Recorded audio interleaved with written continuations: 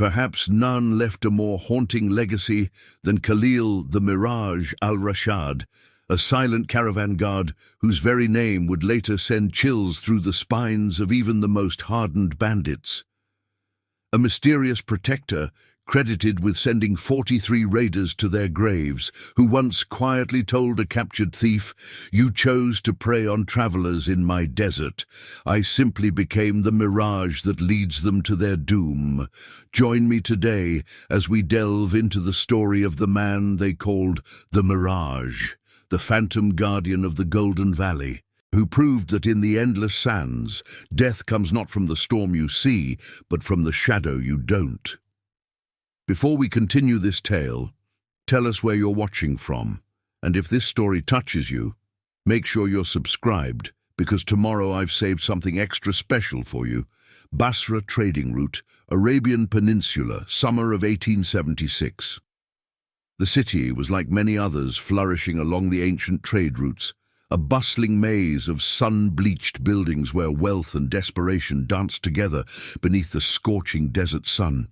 Merchants from Constantinople to Shanghai passed through its crowded bazaars, making it the perfect place for a man seeking anonymity. That's exactly why Khalil al-Rashad chose it. He arrived on a sweltering June morning, leading a string of 3 heavily laden camels through the eastern gate.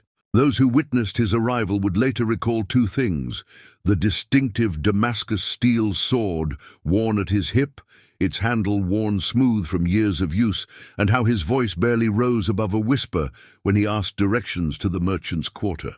The people of Basra were accustomed to strangers passing through their gates, but something about Al-Rashad was different. He carried himself with a quiet certainty that some mistook for wariness. Captain Malik Suleiman, a veteran of the Ottoman campaigns who'd seen his share of warriors and bandits, watched the newcomer from the shade of his garrison post. "There are 2 kinds of quiet men in the desert," he'd later write in his reports, "those who fear its secrets and those who have become them." Al-Rashad struck me as the latter. Fatima Nazari, the respected widow who ran the city's largest caravanserai, was the first to truly engage with the mysterious traveler. Treating a wound on his forearm that he claimed came from a camel's bite, she couldn't help but notice the web of old scars that told a different story. Sword cuts, arrow marks, the kind of history written in flesh that no simple merchant should carry. But Fatima was a woman who understood discretion, and the questions she didn't ask spoke volumes about the respect Al-Rashad quickly earned. Within days, he had secured a position with the influential Al-Mansur trading family, who were looking for an experienced guard to protect their most valuable caravan route through the Golden Valley. The previous season had seen 3 caravans lost to the notorious Shadow Raiders, a band of ruthless thieves who seemed to materialize from the desert itself. Hassan al-Mansur, the family's patriarch, had been holding out for someone special, turning down dozens of applicants who boasted too loudly of their skills. There was something in his eyes, Hassan would later tell his son Karim, something that reminded me of the desert itself, calm on the surface, but hiding ancient storms beneath. He wasn't wrong about Al-Rashad's protective nature, though he couldn't have imagined just how far that instinct would eventually reach. The man settled into his new role with methodical precision. He inspected every caravan route personally, studying the terrain with an expert's eye. He paid his respects at the local mosque on Fridays, though he never joined the communal prayers. He politely declined invitations to merchants' feasts, preferring to eat alone in the quiet courtyard of Fatima's caravanserai. When spoken to, he responded with nods or the briefest of answers, earning him the local nickname, the Silent One. Karim al-Mansur, young and eager to prove himself in the family business, noticed peculiar details about their new guard's habits. He always checked his weapons at sunset and sunrise, a ritual performed with religious devotion.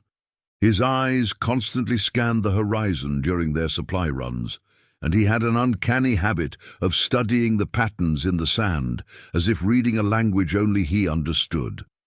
Ahmed, a young stable hand at the Caravanserai, once boasted in the marketplace that he'd seen Al-Rashad practicing with his sword in the pre-dawn hours.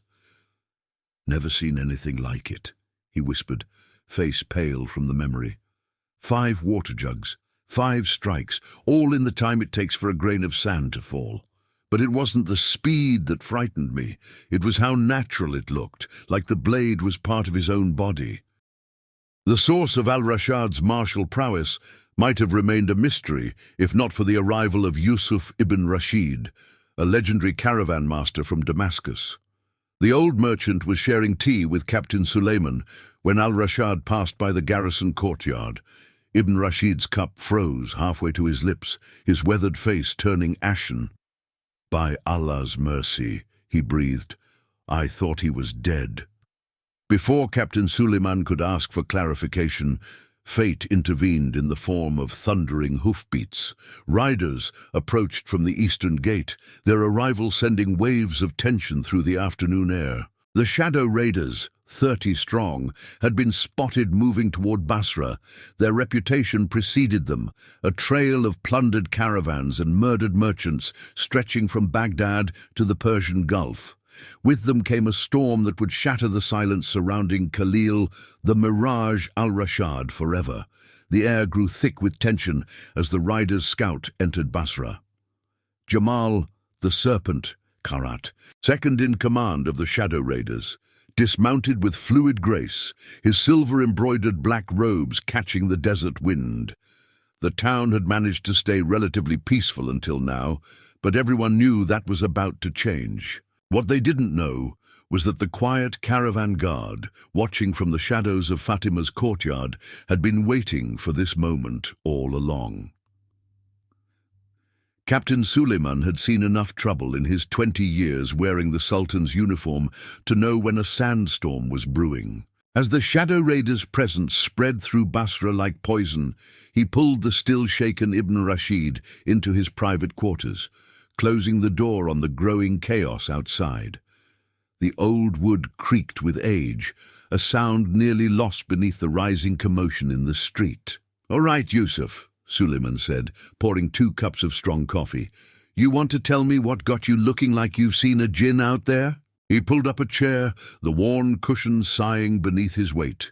Years of experience had taught him that men like Ibn Rashid didn't spook easily, and anything that could rattle a veteran caravan master was worth hearing about.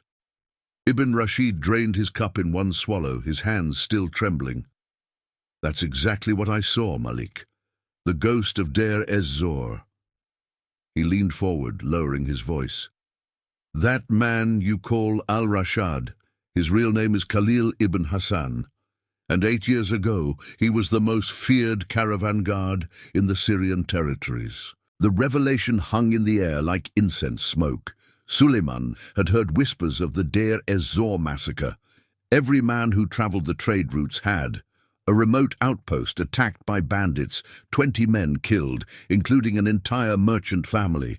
The only survivor was their young guard who hunted down every last raider over the course of 2 years, earning the nickname the Mirage for his ability to appear and disappear like a desert phantom. "The stories say he died in 68, Ibn Rashid continued, wiping sweat from his brow with a trembling hand. "Ambushed near Damascus by a band of raiders he'd been hunting. But looking at him just now—" The old merchant shook his head. "A man learns to recognize eyes like that, Malik. Eyes that have seen too much death, caused too much of it. That's him, sure as I'm sitting here." Suleiman refilled their cups, buying time to process this information. "Tell me everything you know about him, Yusuf. If we've got the ghost of Deir ez-Zor in our city, I need to know what we're dealing with." Ibn Rashid's weathered face grew distant with memory. "I crossed paths with him once, back in 67, was escorting a valuable shipment of Persian silks through bandit country. Found our camp one morning, what was left of it. Khalil had gotten there first, 5 men, all taken down so quick they hadn't even drawn their blades. No wasted movements, no signs of struggle, just cold, precise work." Outside, the Shadow Raiders were making their presence known. Jamal Karat had already begun visiting merchants along the main street, making what he called friendly suggestions about protection payments. His quiet voice and gentle smile somehow made the threats even more menacing. The band's leader, Omar the Jackal Karat, remained mounted on his black Arabian stallion, watching the city with the calculating eyes of a predator sizing up its prey. His reputation for cruelty was well earned. He'd once buried an entire caravan's worth of guards up to their necks in the desert sand, leaving them to the scorching sun simply because their employer had refused to pay his toll. The silver daggers at his belt caught the afternoon light as he shifted in his saddle, studying every detail of Basra like a general planning a siege. At Fatima's caravanserai, the widow found herself face to face with two of the raiders. They were going through her ledgers, helping themselves to whatever caught their fancy. One was tall and lean, with ritual scarification marking his cheeks. The other shorter but heavily muscled, with a curved Persian shamshir strapped to his back. "The jackal wants to discuss your business arrangements," the tall one drawled, pushing scrolls off her shelves. The crash of breaking pottery punctuated his words. "Times are getting dangerous on the trade routes. Shame if something were to happen to this fine establishment." The bell above the door chimed softly. Khalil Al-Rashad stood in the doorway, his quiet presence somehow filling the entire room. He didn't speak, didn't reach for his sword, just stood there with those haunted eyes that Ibn Rashid had recognized. The thin desert sunlight streaming through the windows caught the silver streaks in his dark hair, remnants of whatever horrors had turned a young caravan guard into the ghost of legend. "This isn't your concern, friend," the tall raider said, hand drifting toward his curved dagger. "Best move along before things get unfriendly." Al-Rashad didn't move. When he finally spoke, his voice was barely above a whisper, but it carried to every corner of the caravanserai. "The lady doesn't need any new arrangements." The tension in the room grew thick as desert heat, stifling as a sandstorm. Fatima had never heard Al-Rashad string so many words together at once. There was something different about his voice now, an edge of steel beneath the quiet tone, like the whisper of a blade being drawn. The raiders exchanged glances, sizing up the situation. They'd been told Basra was soft, easy pickings. The silent man in the doorway didn't fit that description. Something in his stance, the way he held himself perfectly still, sent warning signals through their trail-hardened instincts. "Maybe you didn't hear about the shadow raiders," the shorter one said, taking a step forward. His hand was twitching near his shamshir, but he hadn't committed to the draw.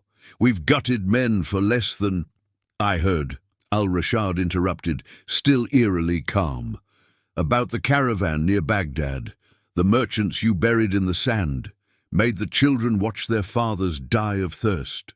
His eyes never left them as he spoke, and in their depths, Fatima saw something that chilled her more than the raiders' threats. A cold, calculating fury held in check by iron will. "That was your band, wasn't it?" The way he said it sent chills down Fatima's spine. It wasn't a question. It was an accusation, a promise. The raiders' bravado faltered. They'd terrorized plenty of merchants before, but this was different. This was like standing before a coiled cobra, knowing the strike could come at any moment. "We'll let the jackal know you need some convincing," the taller one muttered, and they backed out of the caravanserai, trying to maintain their dignity while their instincts screamed at them to run. As soon as they were gone, Fatima turned to thank Al-Rashad, but he was already moving toward the door. He paused only long enough to say, "Bar your doors tonight, Lady Fatima. Keep your strongest men close." Then he was gone, leaving only the gentle chime of the bell in his wake. Back in Captain Suleiman's office, Ibn Rashid was still piecing together the story for the garrison commander. After the massacre at Deir ez-Zor, Khalil became something else entirely. Not just a caravan guard seeking justice, he was vengeance itself. They say he could track raiders across bare rock, appear like a spirit in the night. Never tortured, never dragged it out, just cold, methodical justice. "And you're certain it's him?" Suleiman asked, watching through the window as Al-Rashad crossed the street, his dark robes rippling in the desert wind. "Look at how he moves," Ibn Rashid replied. "That's a man who's danced with death so many times they know each other's steps by heart. And if I'm right, Malik, this city's about to see what happens when the Mirage decides to haunt the living again." Omar, the jackal Karat, had noticed the exchange at the caravanserai. He sat straighter in his saddle, studying the quiet guard with newfound interest.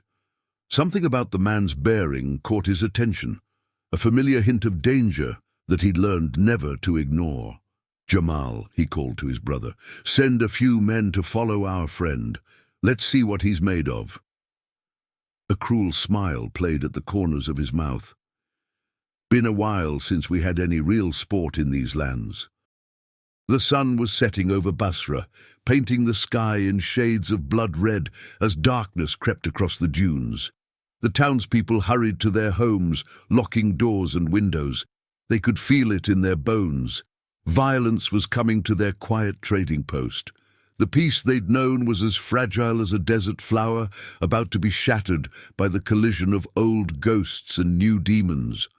Hassan al-Mansur found Al-Rashad in the courtyard of his home, methodically checking the weapons that would guard tomorrow's caravan. The old merchant watched his guard work, noting the precise, practiced movements. "The shadow raiders," Hassan said carefully. "They're not common bandits. They have spies everywhere, informants in every city. They'll know about the shipment." "Good," Al-Rashad replied softly, testing the edge of his Damascus blade. The steel caught the last rays of sunlight like a sliver of frozen lightning. "Good?" Hassan's brow furrowed with concern.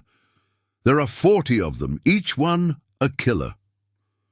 Al-Rashad looked up from his work, and for a moment Hassan saw what Captain Suleiman and Ibn Rashid had recognized, the eyes of a man who had walked through hell and brought some of it back with him.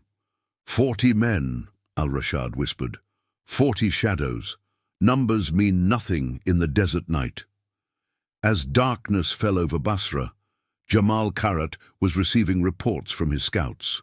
3 men had tried to follow Al-Rashad through the winding streets. None had returned. They'd simply vanished, like mirages in the desert heat. In the gathering gloom, the legend of the ghost of Deir ez-Zor was already beginning to resurrect itself, and the shadow raiders were about to learn why some legends are best left undisturbed. The desert night fell thick and heavy over Basra, broken only by scattered lantern light and a crescent moon hanging low on the horizon. At the Al-Mansur compound, now guarded by Al-Rashad, oil lamps burned in the windows of the main house, casting long shadows across the courtyard where 3 horses stood ready, their reins loosely tied. Inside, Al-Rashad methodically checked his weapons.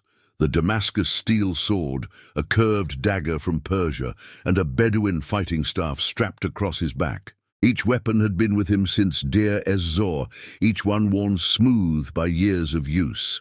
He'd added newer arms to his arsenal since then, throwing knives tucked into his robes and a Turkish flintlock pistol for emergencies.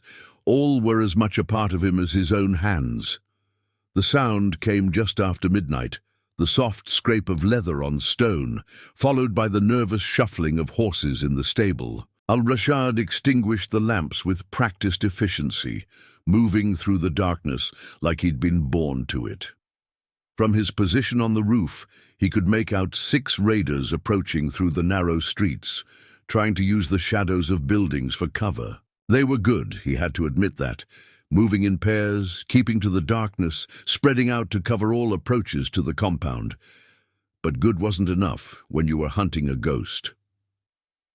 Down in the garrison house, Captain Suleiman sat with Yusuf ibn Rashid, neither man even pretending to sleep. "Have you ever seen him work?" Suleiman asked, breaking the long silence. Ibn Rashid nodded slowly. "Once. Remember that business with the Persian merchant caravan near Damascus? 3 dozen guards protecting a fortune in silk and spices. The Shadow Raiders' predecessors, the Desert Wolves, had them surrounded. Everyone thought it was over. He paused, taking a sip of coffee. Then the Mirage came out of a sandstorm, like Allah's own judgment. I've never seen anything like it. 8 raiders down before they even knew he was there, each strike precise as a surgeon's knife. And now we've got him and the Shadow Raiders in the same city, Suleiman mused. May Allah have mercy on us all. Back at the Al-Mansur compound, the first of Omar Karat's men was already learning why they called him the Mirage. The raider never even saw Al-Rashad, just felt the whisper of movement behind him and heard that quiet voice. Drop your blade, slowly and silently. His partner, 20 feet away, disappeared into the shadows with a muffled grunt, the night seeming to swallow him whole.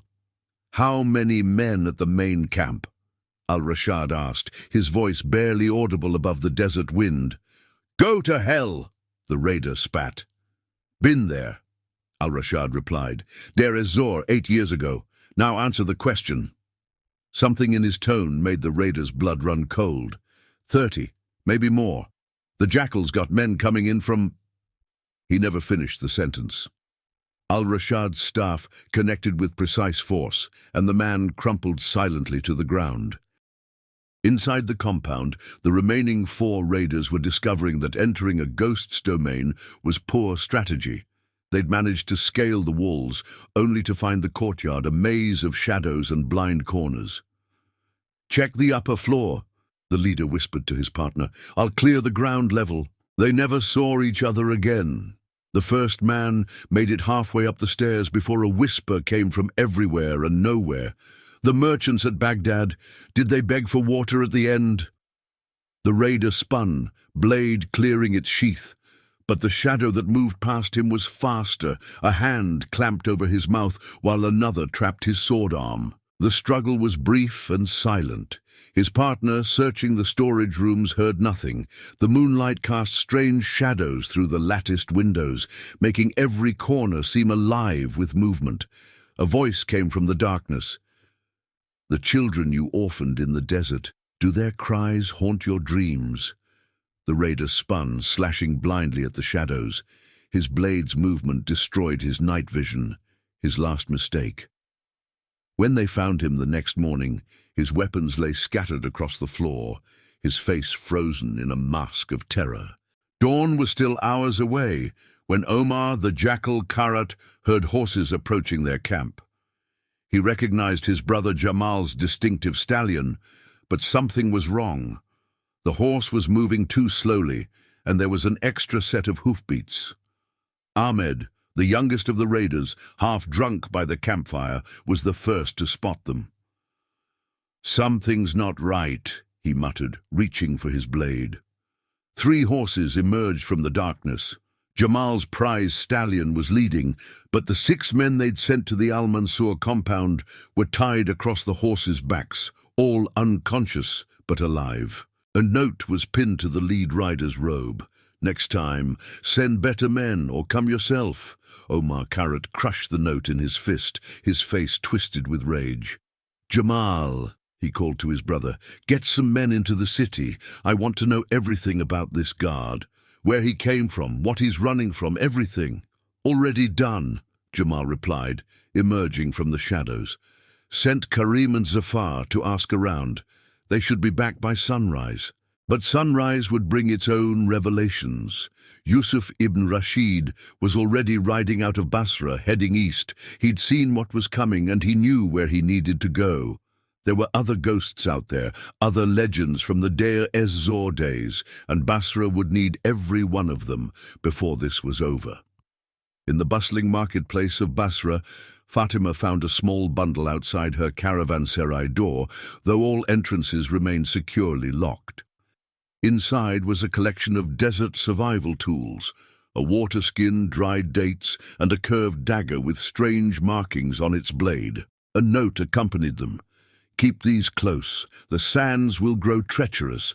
At his garrison post, Captain Suleiman received regular reports from his patrols. Omar Karat's men were spreading through Basra like a poison, their presence felt in every quarter. Merchants spoke in whispers of protection payments demanded, of threats made against families. But something was different about their usual pattern. They moved cautiously, always in groups, eyes constantly scanning the shadows. Hassan al-Mansur found Al-Rashad at dawn, preparing for the morning's caravan departure. "The shadow raiders," the old merchant began, "they've changed their tactics. Usually they strike fast, without warning. But now they're waiting, watching. What are they planning?" "Learning," Al-Rashad replied softly, checking the straps on a camel's saddle. "They've realized this isn't their usual prey." His eyes scanned the horizon, where the sun was just beginning to paint the dunes gold. "But they haven't learned enough." In the raiders' camp, Karim and Zafar had returned with disturbing news. Omar Karat listened as they recounted fragments of stories gathered from frightened townspeople and loose-tongued travelers. "They say he was more than just a caravan guard at Deir ez-Zor," Karim reported, his voice low. "He was trained by the old masters in the mountain fortresses, learned their secrets of moving unseen, striking without sound." Jamal Karat, traditionally the more cautious of the brothers, shifted uncomfortably. "There's more," he added. "The merchants whisper about what happened after the massacre, how he tracked the killers across 4 territories, never slept, never stopped. They say he learned to read the desert itself, every dune, every track, every shadow telling him stories." Omar's face darkened with rage. "Stories meant to frighten children," he spat, but his hand unconsciously tightened on his sword hilt. "He's one man. We are 40. We're 40, Jamal corrected quietly. 3 more disappeared last night, following a shadow through the eastern quarter. We found them at dawn, bound and blindfolded, each one bearing a message carved in their belts. The desert remembers Deir ez-Zor." At the caravanserai, Fatima was receiving her own visitors. A group of traveling merchants from Damascus had arrived, led by an elderly man with eyes like dark stones. They asked no questions about rates or rooms, only about Al-Rashad. When she proved reluctant to speak of him, their leader smiled gently. "We are friends," he said softly, "from the old days. My name is Ibrahim, and I rode with him after Deir ez-Zor. We've come to stand with him again." True to his word, as the day progressed, more strangers arrived in Basra. They came individually or in small groups, weathered men with hard eyes and careful movements. Each one carried weapons worn smooth with use, and each one knew the name of the Mirage.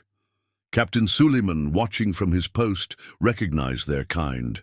Men who had seen too much, who carried their own ghosts. The Old Brotherhood, Ibn Rashid had called them before departing. Men who lost everything to raiders and bandits, who found purpose in protecting others. They followed him then, and they'll come now. In the marketplace, whispers spread of Omar Karat's growing fury. 3 attempts to intimidate merchants had been thwarted by unseen intervention. Weapons disappeared from raiders' belts, messages of warning appeared in locked rooms, and always there was that whisper in the darkness. The desert remembers. Hassan al-Mansur's young son, Karim, brought news of his own. "The raiders are gathering more men," he reported to Al-Rashad. "Riders came from the east, bearing Omar's mark. They say he's offered a fortune in gold to anyone who can kill the ghost." Al-Rashad continued his preparations, seemingly unconcerned. "Gold means nothing to a dead man," he replied, his voice carrying that familiar edge of steel beneath its quietness. "They'll learn that soon enough." As evening approached, Omar Karat called his lieutenants together. "No more games," he snarled. "Tomorrow's caravan carries the Al-Mansur family's entire fortune in silk and spices. When we take it, we'll draw out this ghost, force him to face us in the open desert where his shadows can't hide him." But even as he spoke, shapes moved through the gathering darkness of Basra. Ibrahim and his companions took up positions throughout the city, each one a veteran of countless battles. They moved with the same silent efficiency as Al-Rashad, falling into patterns learned in harder times. "He taught us well," Ibrahim told Fatima as she brought food to their hidden posts. "After Deir ez-Zor, when we rode with him, he showed us how to become something more than just fighters. We learned to be guardians, invisible protectors. The shadow raiders think they're hunting one ghost. They're about to face an army of them." In his quarters, Al-Rashad stood at the window watching the stars emerge above the desert. Tomorrow's caravan would indeed carry great wealth, but not in the way Omar Karat imagined. It would carry bait, carefully prepared, meant to draw the shadow raiders into a trap 8 years in the making. The ghost of Deir ez-Zor was about to remind the desert why some legends persist, why some names are still whispered in fear long after the events that birthed them have faded into history. Dawn painted the desert in shades of amber and gold as the Al-Mansur caravan prepared to depart Basra. 20 heavily laden camels stood in formation, their precious cargo of silk and spices secured beneath elaborately woven covers. But something was different about this caravan. Subtle details that only the most experienced desert travelers might notice. Al-Rashad moved among the preparations like a shadow, checking each load, each strap, each guard's position with methodical precision. The men Ibrahim had brought with him, 12 veterans of countless desert crossings, took their positions throughout the caravan formation. They moved with the same silent efficiency as their leader, each one a ghost in his own right. Captain Suleiman, watching from his garrison post, noted the unusual arrangement. "The valuable cargo," he remarked to his senior deputy. "It's not where it appears to be." The captain's experienced eye had caught what others might miss, how the most heavily guarded camels were actually carrying basic provisions, while seemingly ordinary beasts bore the true wealth. A ghost's greatest weapon, Ibrahim had explained to Fatima the night before, is not his blade, but his enemy's expectations. The old warrior's words would prove prophetic in the hours to come. In their camp outside the city, the shadow raiders were making their own preparations. Omar Karat had gathered 60 men, the largest force he'd ever assembled for a single raid. "The caravan will take the eastern route through the narrow valley," he told his lieutenants, spreading a crude map across a wooden table. "Perfect ground for an ambush." But his brother Jamal wasn't so confident. "Omar," he said quietly, "something feels wrong. The Mirage, he's too careful, too experienced to take such an obvious route. That's exactly why he'll take it," Omar snapped. "He wants to appear strong, unafraid. His pride will be his downfall." But even as he spoke, doubt flickered in his eyes. Stories of the previous night's events had spread through their camp. 3 more raiders found unconscious, bound with their own sword belts, a message carved in the sand beside them. "The desert is my home. You are merely visitors." As the sun climbed higher, the caravan began its journey. Al-Rashad rode at its head, his black robes catching the morning wind. Hassan al-Mansur had insisted on accompanying them, despite the danger. "My wealth, my risk," the old merchant had declared. His son Karim rode beside him. Young face set with determination, Ibrahim's men had positioned themselves strategically throughout the formation, each one appearing to be a simple caravan guard, but these were no ordinary protectors. Each had ridden with the Mirage in the dark days after Deir ez-Zor. Each had learned his ways of moving unseen, striking unseen. "Watch how they space themselves," Captain Suleiman remarked to Ibn Rashid, who had returned just before dawn. "Like fingers on a hand, each one ready to close into a fist." The old caravan master nodded appreciatively. He'd seen this formation once before, years ago, when the Mirage had turned a trap meant for his caravan into a killing ground for the attackers. The first sign came 3 hours into their journey. Al-Rashad raised his hand slightly. a signal so subtle it seemed like a simple adjustment of his reins. The entire caravan shifted, spacing themselves wider, preparing for what only their leader had sensed. Minutes later, one of Ibrahim's men spotted it, the flash of sunlight on metal from the ridgeline, quickly hidden. "They're following," Karim whispered to his father, hand tightening on his reins. "No," Hassan replied softly, having learned much from watching Al-Rashad. "They're herding us toward the valley."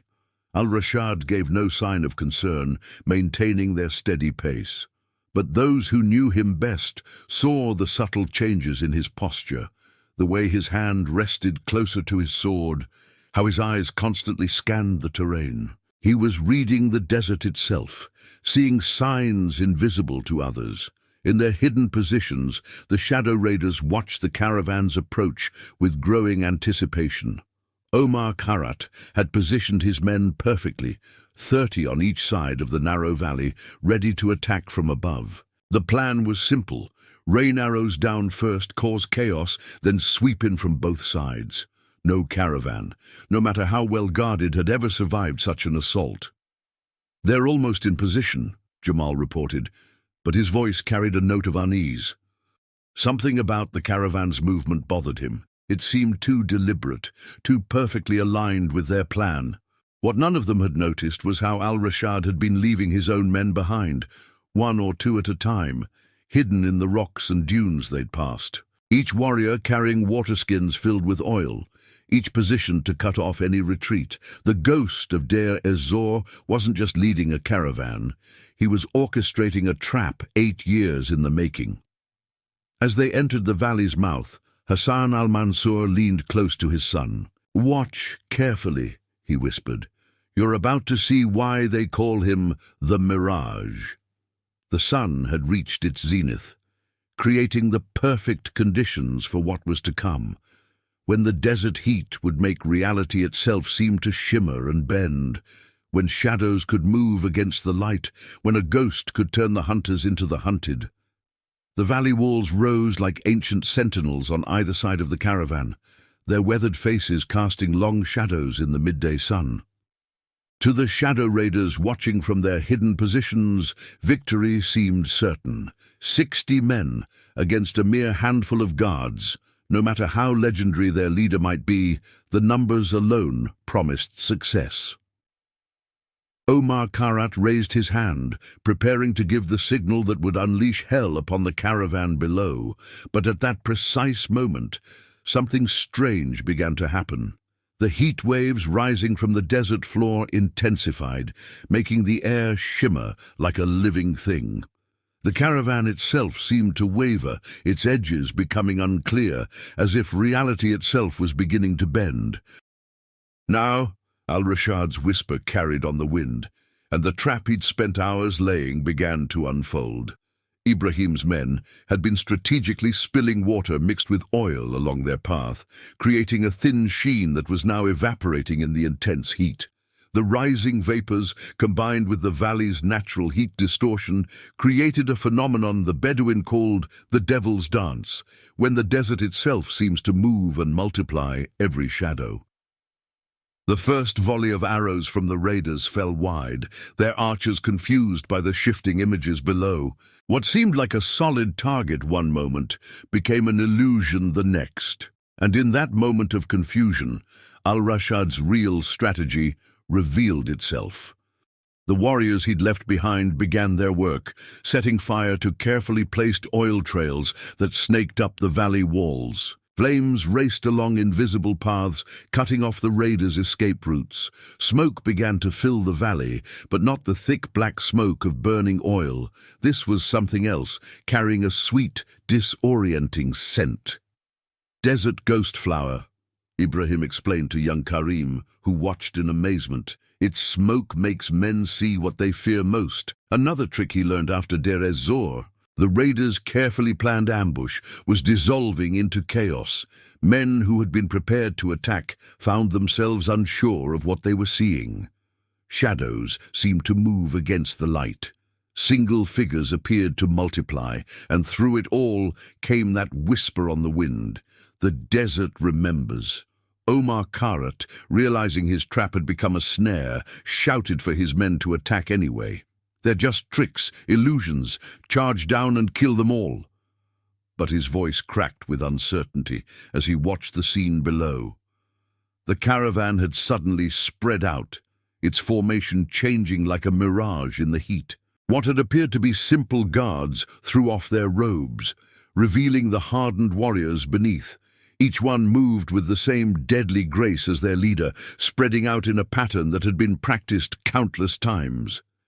The scorpion's tail, Ibn Rashid had once called this formation. The body draws you in, while the stinger strikes from behind.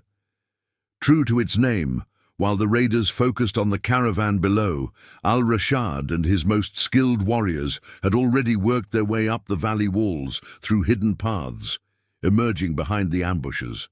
The first raiders to fall never even knew what hit them. Silent as desert wind, precise as a surgeon's blade, Al-Rashad's men struck from multiple directions.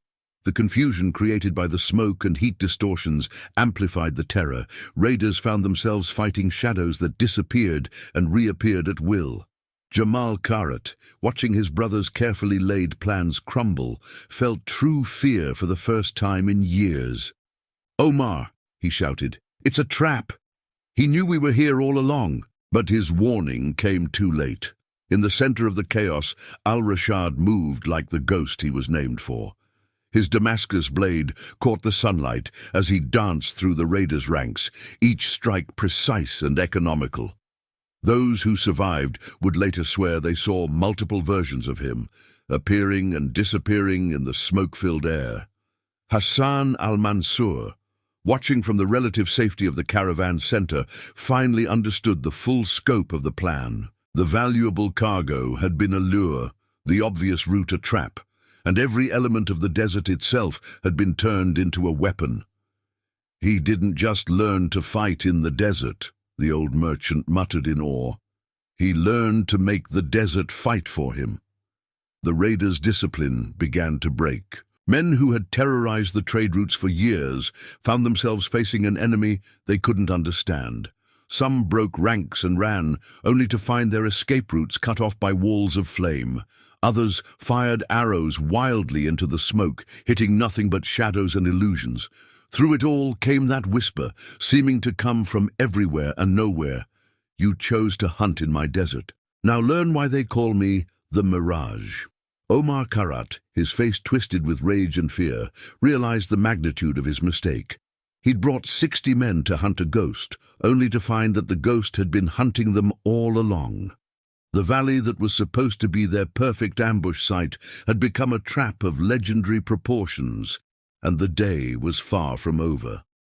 The battle in the valley had transformed into something from ancient legend. Smoke from the desert ghost flower twisted through the air like living serpents, creating phantoms that seemed to dance in the shimmering heat.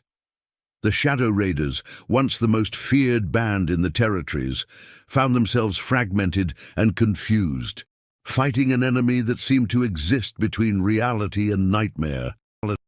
Ibrahim's veterans had divided into smaller groups, each one moving with practiced precision through the chaos.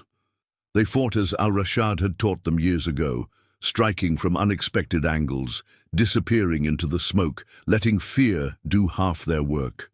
"Remember Deir ez-Zor," they whispered as they moved, the words carrying on the wind like a curse. Omar Karat, watching his forces crumble, made a desperate decision.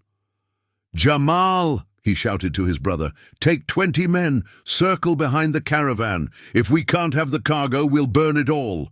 But even as he gave the order, a voice whispered from the smoke behind him. 8 years, Omar." The voice was Al-Rashad's, though Omar couldn't tell from where it came. 8 years I've hunted your kind, the ones who prey on travelers, who murder innocents for gold.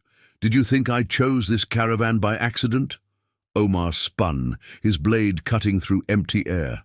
The smoke parted momentarily, revealing multiple figures that looked like Al-Rashad, each one identical, each one seemingly solid. "Show yourself, ghost!" Omar's voice cracked with barely contained fear. "Face me like a man, like you faced the merchants at Deir ez-Zor." The whisper came from a different direction now. "Like you faced the women and children you left to die in the sun." The revelation hit Omar like a physical blow. "That was you," he breathed. "The guard we thought we'd killed.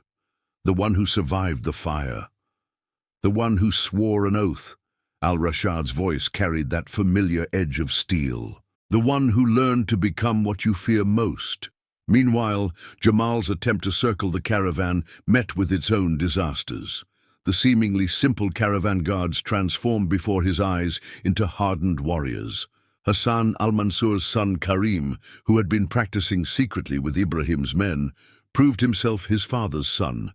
Armed with knowledge of Al-Rashad's techniques, the young merchant fought with a courage that would become part of Basra's legend. But it was the cargo itself that proved the greatest surprise.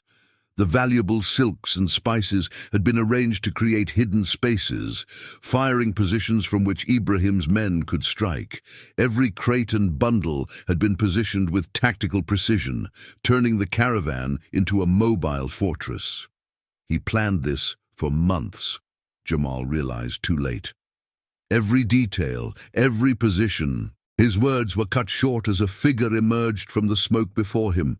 Ibrahim himself, the old warrior's eyes hard as desert stones. "Your brother wasn't the first to underestimate the Mirage," Ibrahim said softly, his blade already in motion, "but he will be the last." The battle shifted as Al-Rashad's full strategy revealed itself. The raiders found themselves herded into killing zones by walls of flame and strategic positioning. Those who tried to escape discovered that Al-Rashad had memorized every escape route, every hidden path. He had spent weeks studying the valley, learning its secrets, preparing for this moment. In the heart of the chaos, Omar made his final mistake. Spotting what appeared to be Al-Rashad engaged with two of his men, he charged forward, seeking to end the legend once and for all. But as he reached the figure, it dissolved into smoke. Another illusion created by the heat and desert ghost flower. The real Al-Rashad stepped out of the shadow behind him, his Damascus blade catching the sun. "Your men called me Ghost," he said quietly, "but you, Omar, you're the one who's been dead for 8 years. You just didn't know it."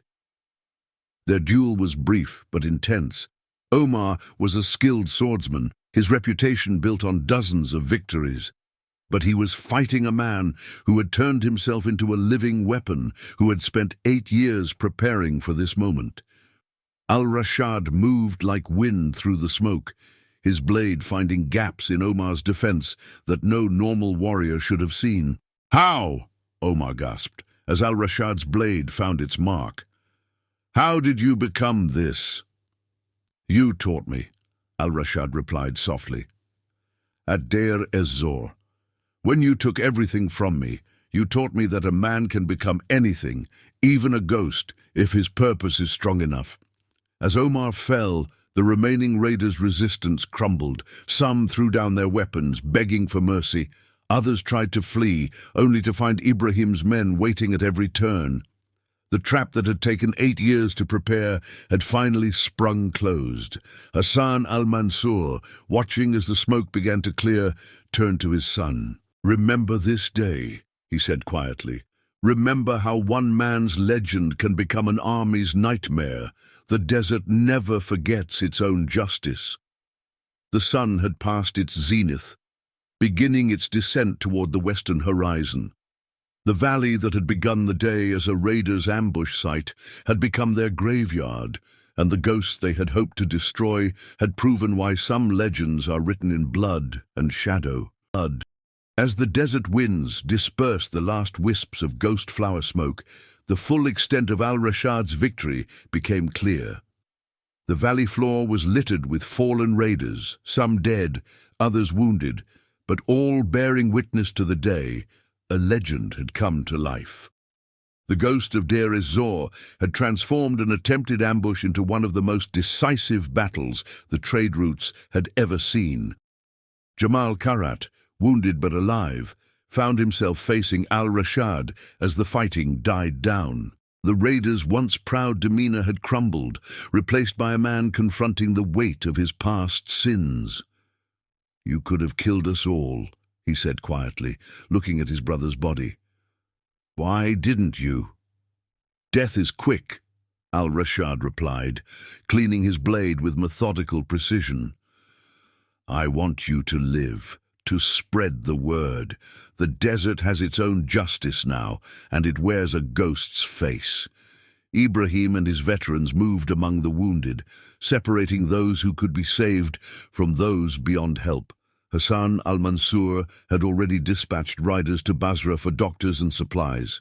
The old merchant watched Al-Rashad carefully, seeing how the legendary fighter seemed to carry a new weight now that the battle was done. 8 years, Hassan said softly, approaching his guard. 8 years you planned this, waited for this moment. Why here? Why my caravan? Al-Rashad's eyes remained fixed on the horizon. "The shadow raiders weren't born here," he explained, his voice barely above a whisper. "They came from Syria, from the ashes of Deir ez-Zor. Omar and his men. They were the ones who burned the outpost, who murdered the merchants I was sworn to protect. But they grew too powerful too quickly, gained too many followers. I couldn't strike directly. So you became a ghost," Ibrahim added, joining them, "took a new name, planted yourself in their path, waited for them to come to you." Back in Basra, word of the battle was already spreading. Captain Suleiman, receiving reports from his scouts, could hardly believe the details. The shadow raiders, terror of the trade routes, had been not just defeated but dismantled. More importantly, the way it had been done would become the stuff of legend. "He didn't just beat them," Ibn Rashid observed, having returned to witness the aftermath. "He broke them. No one will ever look at a quiet caravan guard the same way again." Fatima, treating wounds in her caravanserai, heard the stories from the returning warriors. Each one spoke of how Al-Rashad had turned the very desert against their enemies, the sun, the heat, the smoke, even the terrain itself becoming weapons in his arsenal. "But it was young Karim who perhaps understood best. He taught us all," the merchant's son explained to his father that evening, "not just how to fight, but how to protect. Every lesson, every practice session, he was preparing us for more than just one battle." Indeed, as the sun set over Basra, changes were already rippling outward. The surviving raiders, under Jamal's shocked leadership, had surrendered completely. Among their possessions, Captain Suleiman found detailed maps of trade routes, lists of informants, and records of their operations stretching back years.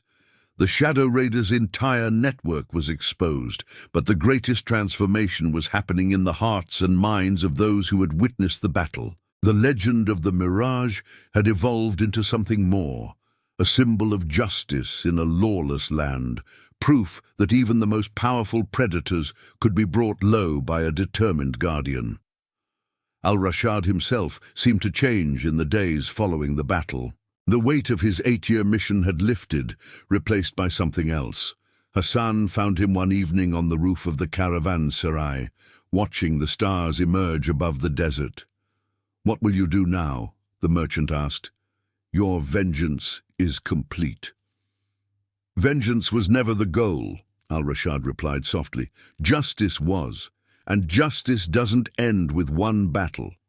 He turned to face his employer, and for the first time, Hassan saw not the ghost of legend, but the man beneath. "The trade routes still need protection. Other raiders will come, thinking they can fill the void." Ibrahim, who had decided to stay in Basra with several of his veterans, nodded in agreement. "Then we'll be ready. The ghost of Deir ez-Zor may have completed his mission, but perhaps it's time for the Mirage to truly become what the desert needs, not just a weapon of vengeance, but a permanent guardian." The idea spread quickly through Basra. Merchants, hearing that Al-Rashad intended to stay, began approaching him with offers to train their guards. Young men, inspired by the tales of the battle, sought to learn his methods. Even Captain Suleiman saw the potential, proposing a formal alliance between the garrison and Al-Rashad's growing network of protectors. "You've started something," Fatima told him one quiet evening, as they watched new recruits practicing in the Caravanserai courtyard. "Something that could change everything." Al-Rashad's ghost of a smile was answer enough. The man who had become a legend to avenge one tragedy had found a new purpose, ensuring such tragedies would never happen again. The desert winds carried word of his victory across the trade routes, but they also carried a promise. The Mirage was no longer just one man's identity, but a legacy that would endure. The changes that swept through Basra in the months following the Battle of the Valley were profound. The city, once just another stop along the trade routes, had become something unique, a beacon of security in an uncertain desert. The legend of the Mirage had transformed from a tale of vengeance into one of protection and hope. Al-Rashad's methods spread like ripples in a desert oasis. The training grounds he established in the old Caravanserai became known as the Ghosts' Academy, where guards learned not just combat, but the art of invisible protection.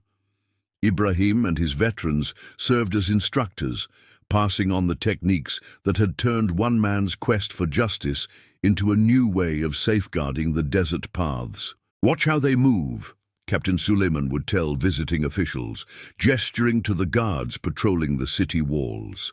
"Like shadows at sunset, always there, but never seen unless needed." The captain had integrated many of Al-Rashad's techniques into his garrison's training, creating a unique hybrid of military discipline and ghost-like subtlety. Jamal Karat, who survived his wounds, underwent perhaps the most remarkable transformation. Under Al-Rashad's close supervision, he became an invaluable source of information about raider tactics and hideouts. More importantly, he became living proof that even those who had walked dark paths could find redemption in the desert's harsh light. "The greatest victory," Al-Rashad told young Karim one evening, "is not defeating your enemy, but transforming him into an ally." The merchant's son had become one of his most dedicated students, combining his father's business acumen with the ghost's strategic mind. Hassan al-Mansur's caravans became famous across the territories, not for their wealth, but for their unprecedented security. Other merchants began hiring graduates of the Ghosts' Academy, spreading Al-Rashad's influence far beyond Basra's walls. The trade routes became safer, defended by men and women trained in the art of invisible protection. Fatima's Caravanserai, once simply a waypoint for travelers, evolved into a center of learning and strategy. Maps covered its walls, marking trouble spots and safe havens, while its courtyard echoed with the sound of training guards. The widow herself became known as the Ghost's Voice, her wisdom and intelligence helping to coordinate the growing network of protectors. But perhaps the most significant change was in Al-Rashad himself. The weight of his 8-year mission had been replaced by something lighter yet more profound, the satisfaction of creating something lasting. The ghost who had been born in tragedy at Deir ez-Zor had found a way to honor those he'd lost by protecting others. Ibn Rashid, returning to Basra a year after the battle, barely recognized the city. "You've done more than avenge the past," he told Al-Rashad as they shared evening coffee on the Caravanserai's roof. "You've changed the future." The desert itself seemed to acknowledge the transformation. Travelers spoke of feeling watched over rather than threatened, of shadows that moved protectively in the night, of quiet guards who appeared when needed and vanished just as quickly. The trade routes, once haunted by raiders and bandits, now whispered with different legends, stories of guardians who moved like mirages, protecting those who traveled with honest purpose. 10 years after the Battle of the Valley, a group of merchants gathered in Basra's main square to unveil a simple monument. It bore no image, just words carved in Arabic, Persian and Turkish. Here the Mirage became real, and a ghost became a guardian. Al-Rashad, characteristically, did not attend the ceremony. Instead, he stood on his favorite rooftop, watching the sunset paint the desert gold.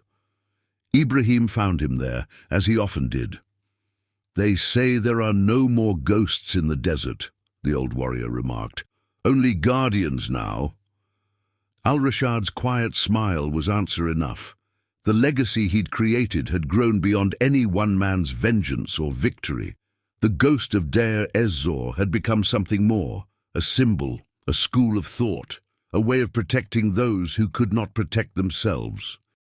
Young guards now trained in the arts he'd developed, learning to read the desert signs, to move unseen, to protect without being seen. They carried his techniques but added their own innovations, ensuring that the art of invisible protection would continue to evolve. As darkness fell over Basra, lights twinkled in windows like earthbound stars.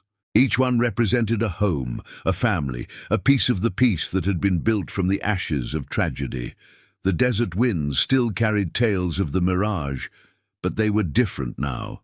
Stories not of vengeance, but of protection, not of a lone ghost, but of many guardians. And in the quiet hours before dawn, when the desert holds its breath and mirages dance on the horizon, travelers would sometimes catch glimpses of silent figures moving through the dunes. The ghost of Deir ez-Zor had become exactly what the desert needed, not just a legend to be whispered about in fear, but a promise of protection, a guarantee that in the endless sands, justice wears many faces and some guardians are best left unseen. For in the end, the greatest victory was not in how many enemies were defeated, but in how many lives were protected, how many travelers reached their destinations safely, their paths guarded by those who had learned that true strength lies not in being feared, but in being the reason others need not fear at all.